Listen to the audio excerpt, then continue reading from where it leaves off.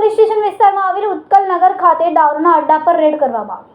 State monitoring સેલની રેડમાં ભારતીય બનાવટનો વિદેશી દારૂ ઝડપાયો। ભારતીય બનાવટની વિદેશી દારૂની બોટલ નંગ 495 કિંમત 59,000, દેશી દારૂ 495 લીટર જેની કિંમત 9,200 રૂપિયા, મોબાઈલ ફોન તેમજ રોકડ મળીને કુલ 2,70,000ના મુદ્દામાલ સાથે 3 લોકોને ઝડપી પાડ્યા અને અન્ય 3 ઇસમોને વોન્ટેડ જાહેર કર્યા।